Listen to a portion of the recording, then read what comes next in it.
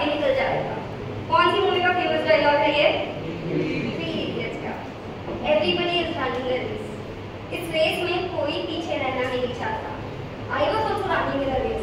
मैं भी software engineers की रेस में दौड़ रही थी। 4 साल इंजीनियरिंग किया, 7 साल जॉब किया, अमेरिका भी गई, बढ़िया से चलती थी जिंदगी। फिर भी कहीं कुछ मिसिंग सा लग रहा था। मेरे मन में बहुत सवाल आते हैं, लोगों में इतने डिफरेंसेस क्यों होते हैं? कौन डिसाइड करता है किसके लाइफ में क्या स्ट्रगल्स आते हैं? किसी के पास 2 वक्त की रोटी नहीं और कोई वेट लूज करने के लिए जिम जा रहा है। कोई कितनी ही मेहनत कर ले उसके हाथ में फेलियर ही लगती है और कोई बिना मेहनत भी बहुत ज्यादा सक्सेसफुल है। अब ये सारी चीजें रैंडम तो हो नहीं सकती। जब आचार्य श्री महाप्रज्ञ जी की कर्मवाद की किताब पढ़ी तो समझ में आया भगवान महावीर का पुरुषार्थ का सिद्धांत। ये समझ में आया कि you can actually be the creator of your destiny. जब ये पता चला तो मन बना लिया कि दीक्षा लेनी है। अब मन बना लिया, एक बार के लिए तो मन बना लिया, मन में डाउट्स आने लगे। दिखता सादा सीधा जीवन है पर आसान तो नहीं। I had doubts, will I be able to follow a monk's life? बहुत सारे डाउट्स मन में आता। परम पूज्य गुरुदेव का 2020 का हैदराबाद चातुर्मास मेरे लिए ब्लेसिंग हुआ। मामा महाराज दिनेश कुमार जी स्माहू एक दिन मुझे सेवा करवा रहे थे। उन्होंने फरमाया, तुम लाइफ कोई भी चूज करो, स्ट्रगल्स दोनों लाइफ में आने वाली है। बस इतना याद रखना, एक गृहस्थ के स्ट्रगल्स तुम्हें सुगति में नहीं लेकर जाते और एक साधु के स्ट्रगल्स तुम्हें दुर्गति में नहीं लेकर जाते। पर उनका ये फरमाना हुआ और मेरा मन पक्का हो गया। मैंने जब पहली बार भवि अभवि का कॉन्सेप्ट पढ़ा तो मुझे बहुत आश्चर्य हुआ कि अभवि जीवों में मोक्ष जाने की योग्यता ही नहीं होती। थोड़ी और समझ पकड़ी, फिर ये समझ में आया कि भवि जीवों में योग्यता होने के बावजूद भी निमित्त के अभाव में वो भी संसार में भटकते ही रहेंगे। तो आज इस मंच से मेरी भव्यता को जो साकार कर रहे हैं उनको मैं इस मंच से आज शुक्रिया अदा करना चाहती हूँ। हजारों में एक माँ ऐसी होती है जो स्वप्न देखती है कि मेरी संतान मैं जिन शासन में समर्पित करूं। ऐसी हजारों में एक माँ मेरी माँ है।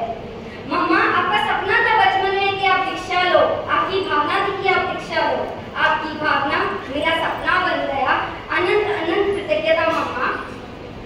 ऐसे बहुत पापा देखे हैं जो बच्चा कहता है कि मुझे खिलौना चाहिए तो पिताजी लाके दे देते हैं। बच्चा रटो हरण मांगे वो भी दिलवाने के लिए तैयार हो जाए, ऐसे है मेरे पिताजी। मम्मा पापा बचपन से आपने हर इच्छा पूरी की है। आपको भी मुझसे एक्सपेक्टेशंस होंगे, अपेक्षाएं होंगी, इच्छा होंगी, पर अपनी सारी एक्सपेक्टेशंस को, अपेक्षाओं को साइड में रखकर मेरी इच्छा को पूरा करने के लिए आपने जो त्याग किया है उसके लिए अनंत अनंत कृतज्ञता। करना चाहती हूँ ज्ञानशाला परिवार को जिन्होंने अपने धर्म के संस्कार दिए। मैं कृतज्ञता ज्ञापित करना चाहती हूँ कन्या मंडल परिवार को जिन्होंने इन संस्कारों को सुरक्षित रखा। मैं पुनः कृतज्ञता ज्ञापित करना चाहती हूँ ज्ञानशाला परिवार को जिन्होंने मुझे स्टूडेंट से टीचर बनाया और इसी कारण मेरा वैराग्य ठोस होता रहा। मैं कृतज्ञता ज्ञापित करना चाहती हूँ 13 समाज से जिन्होंने आज अभिनंदन समारोह रखा है।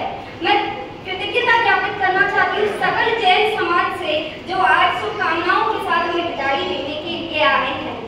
फरवरी 4, 2025 भुज का वो मर्यादा महोत्सव जब हमारी समूह दीक्षा का आदेश आया था, उस दिन से लेकर आज दिन तक जो हमें शुभकामनाएं मिली है वो हमें नहीं मिली है, यह जिन शासन का प्रताप है। मैं सकल जैन समाज से कृतज्ञता ज्ञापित करना चाहती हूँ अपने शुभकामनाओं के लिए। संयम का जीवन सीधा साधा होता है और अंदर से बहुत रंगीन होता है। जितना सीधा होता है उतना ही इम्पैक्टफुल होता है। आज इसीलिए शायद सबके चेहरे पे, सबके मुंह पर एक ही नाम है, साध्वी श्री गवेषणा स्मृति और उनका टीम। कल महाराज ने एक अनुष्ठान लगवाया था, पूरा अनुष्ठान का महती कृपा करके महाराज ने मुझे अपनी सन्निधि में बैठने का मौका दिया। उस सन्निधि में बैठ के मैंने रियलाइज किया कि इनका ऑरा कितना स्ट्रॉन्ग है। उन्होंने दीक्षा से पहले मुझे जो रक्षा कवच चाहिए था वो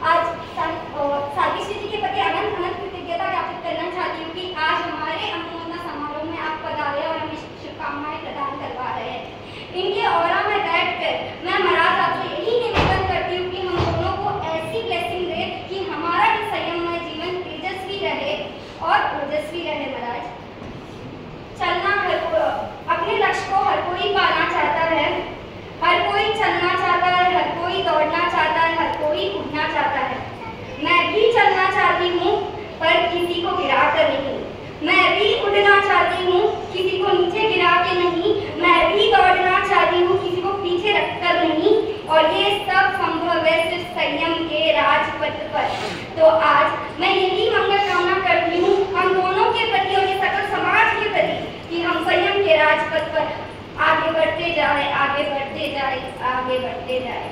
इसी भावना के साथ ओ मारा।